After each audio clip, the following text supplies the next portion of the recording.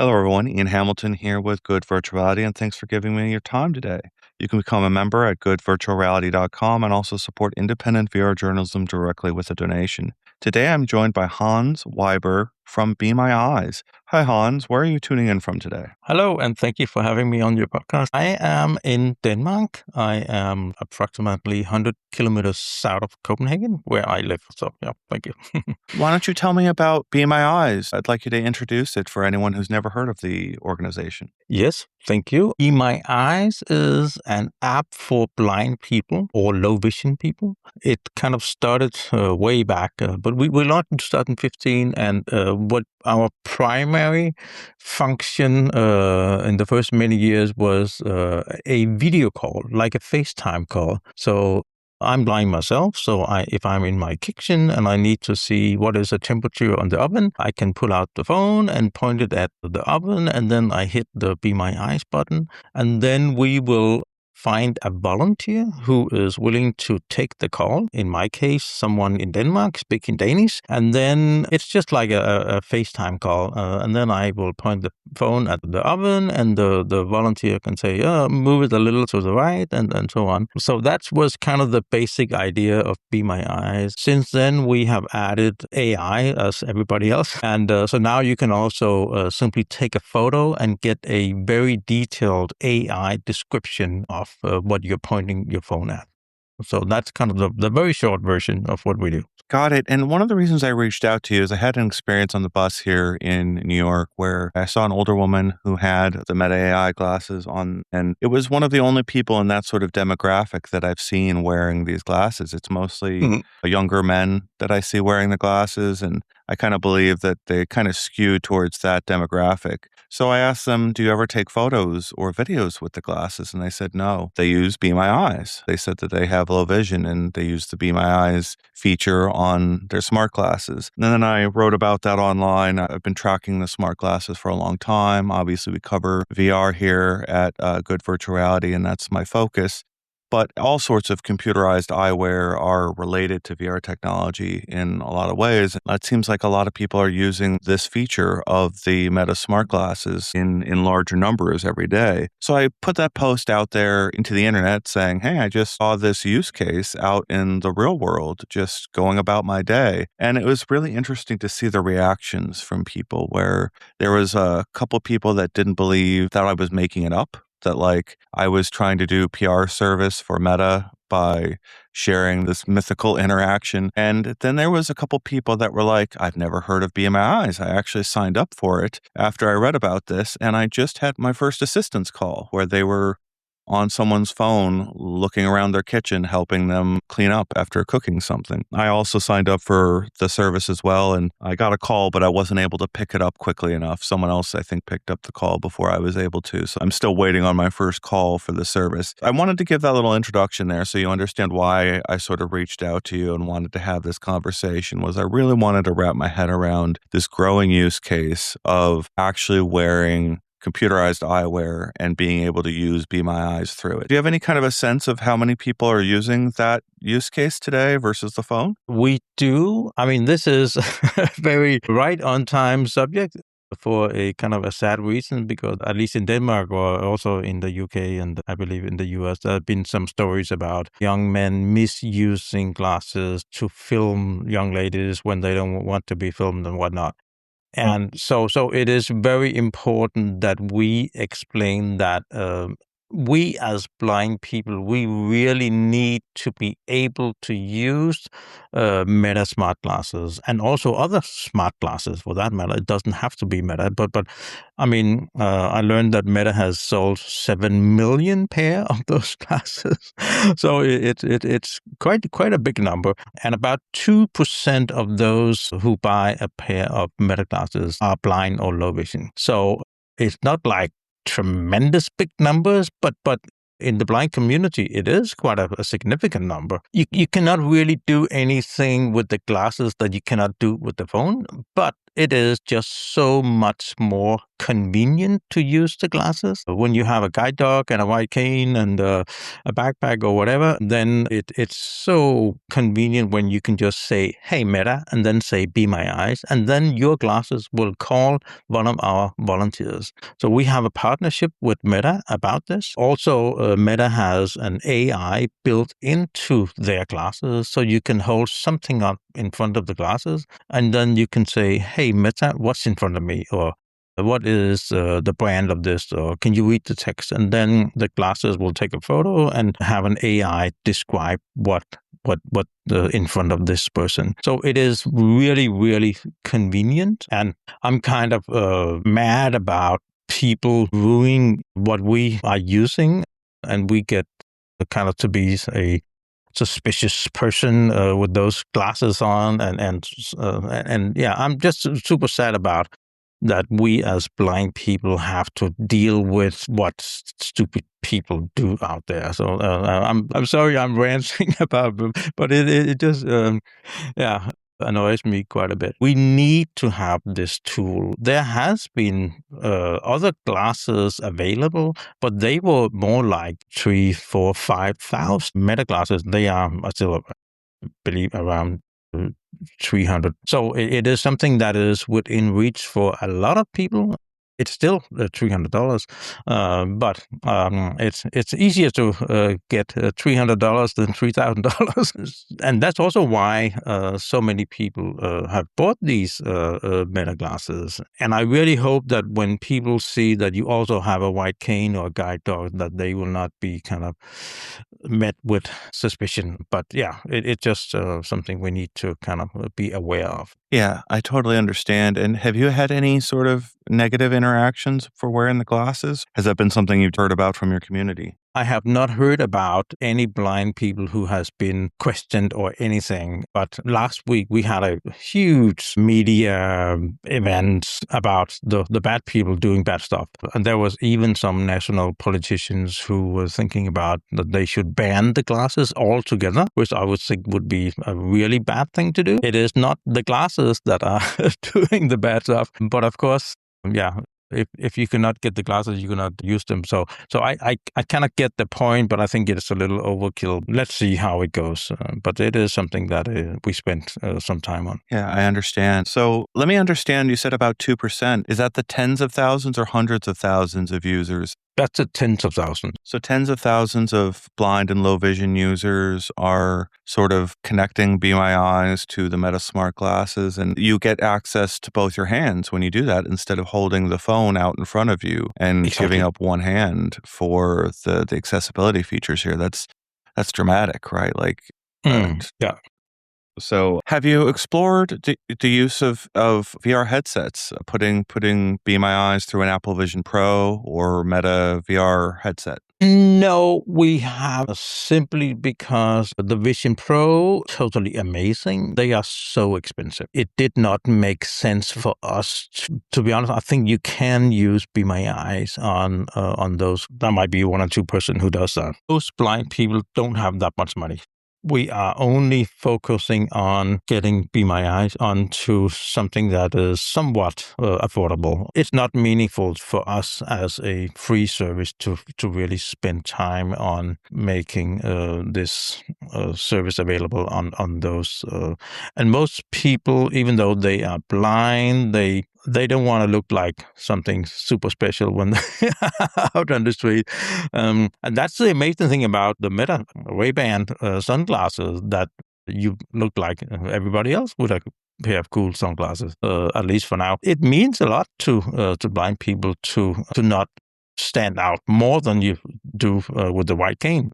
But if you also have some strains in the middle of your face and whatnot, the people don't like that. So I don't like that either. Well, yeah, we are talking sort of in the middle of this media firestorm of people reacting. And I got the very first pair. They were called Ray-Ban Stories back then, and I've tried or had most of the generations since then. It's a complicated series of things here. It is really easy to miss that the recording light is up there, that it's doing its thing, or that you're being observed. I've put this question out there into the world for years now, where I would just love Meta to share what is the gender breakdown of who is buying these glasses, because it really does feel like it is skewing heavily towards men who are using these things. I would like to understand what it would take to sort of diversify that segment of the audience so that, like, why are more men than women buying these? What are they using it for? It's a complicated situation with the overall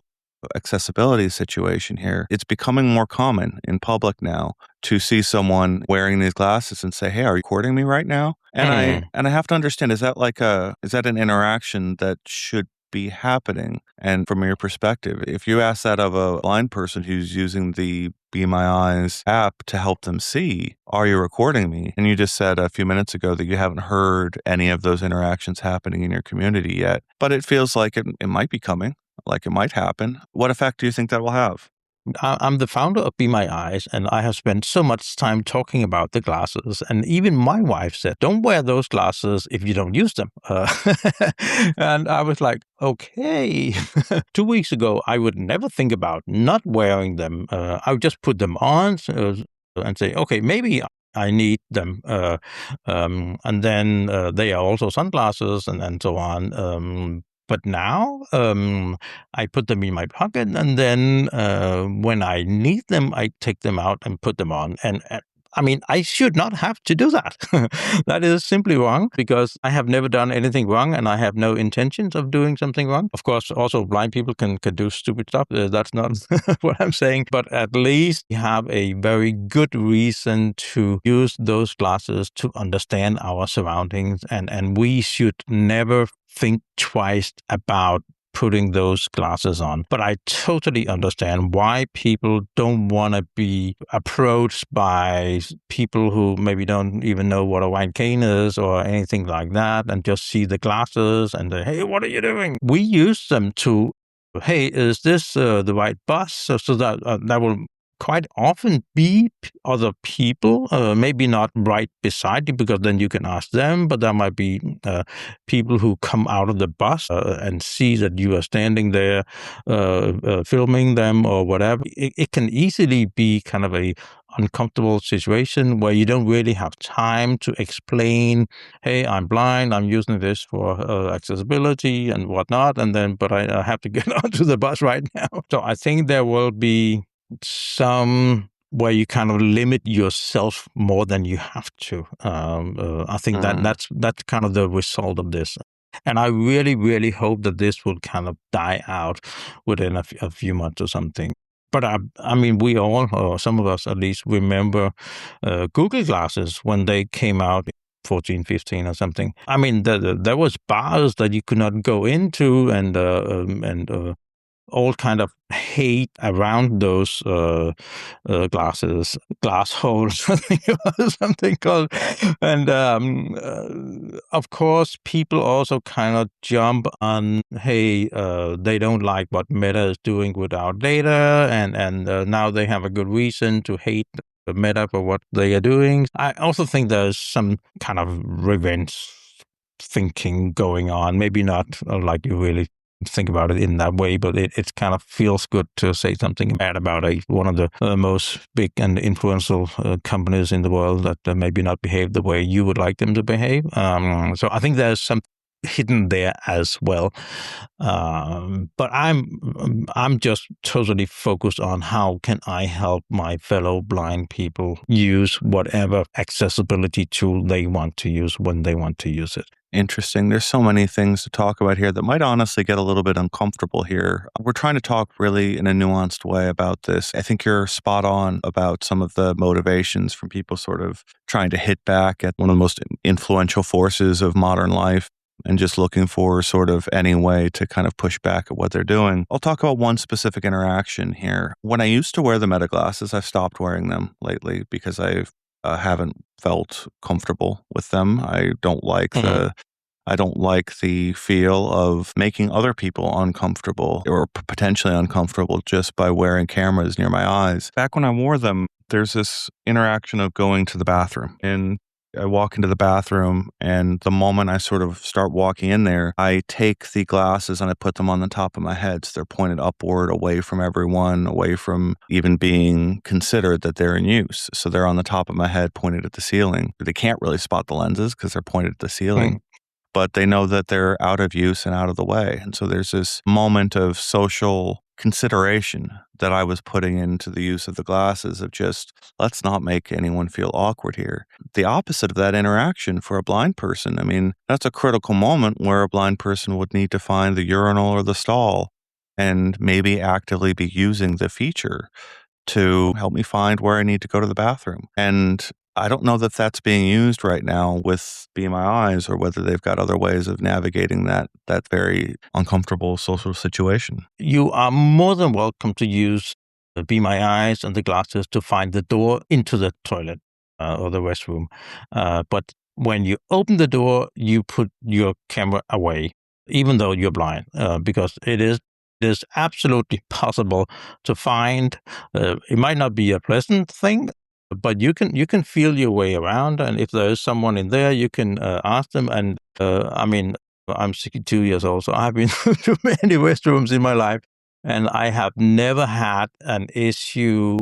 If I ask, can you help me find the sink or whatever, people are more than willing to help you simply because they can see you have a white cane. And it is absolutely no go to use any kind of camera in a restroom, whether you're blind or not. That's my opinion, at least. And it would be so wrong to film people when they are in a restroom. So, yeah. I appreciate that. And I mean, I'm sorry that we sort of had to go into that awkward place in this conversation, but No worries. the reason I think it's necessary because for a sighted person, the experience of being blind or low vision is alien. It's a completely different world that we do not understand. And that interaction of being asked where the urinal is or where the toilet is has to be pretty rare out in the real world. And to your point that like the moment someone sees the situation that a person is facing, they're willing to help. I love that aspect of humanity, that we can trust that the social interaction is going to skew positive when faced with these sorts of things in the real world. The camera sometimes inserts itself in between these social interactions, and it becomes something that you turn to before asking a stranger for help, or before even sort of shaking another person's hand or nodding at them. Maybe they see the glasses or the camera on your face before you even made a first impression. And so like, I think that's part of the pushback at this sort of technology is when you put a camera on your face that's kind of always staring at you, it sort of overtakes the first impression. The feature I would love is I wish that the lenses had an iris in front of them, a lens cap, essentially, an automatic iris that opened whenever they came into use, that would let people know that this camera eye is closed until it actually needs to get pulled into service. I'm sure it would add expense, significant expense to the device category to do that sort of thing. But I know Meta's first few video calling devices had something like this. They had physical covers over the cameras because they recognized that people really hated that Facebook cameras were sort of pointed at their room 24/7, and Meta's data policies are all about using data whenever possible. So it's this constant discomfort. Doesn't feel great. I'm not a tech person, really, even though I should be. But I don't think the cameras are filming when you're not using them. They are listening constantly because you can say, hey, Meta to them. But I don't think they are filming when you have not asked them to do it. But I could be wrong. Even with the listening all the time thing, they're only listening for the hey Meta wake word generally. Yeah. And maybe I'm totally naive, but I kind of trust Meta on that. But I mean, I have heard the same rumor that also there was some stories about when Hey Siri was developed and all that. There was some people listening to what people were doing in their rooms in order to kind of improve how this service was performing and all that. And there have been a ton of stories about that. And also, hey, we spoke about this new garden furniture, and suddenly I have advertising for that kind of furniture in my Facebook feed.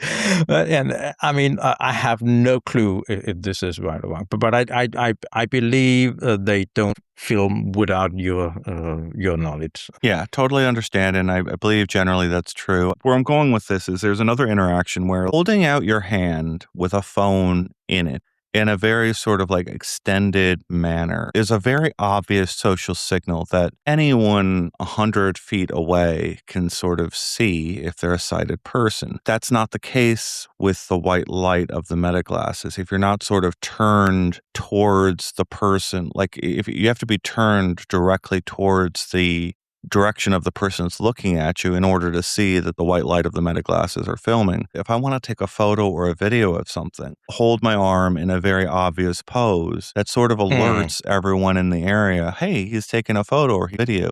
And then I would imagine similar cases is there with the BMI's app where you kind of hold the phone out in front of you in a very specific pose that sort of lets everyone in the area know, hey, I'm using this to sort of scan my surroundings and let someone non-local to me look through this camera and let me know what I'm doing. So the social signals here are so very different. Is there anything else you want people to know about Be My Eyes and where you're going with this organization? Well, I would like to talk a little bit about why Be My Eyes is a free service. When I came up with this idea back in 2012, we looked at the numbers and we could see that 90% of the blind people in this world, they live in what we call the global south. And we realized that a lot of those people would need a service like Be My Eyes, but they may not be able to pay even $10 a month or something. Also because it is,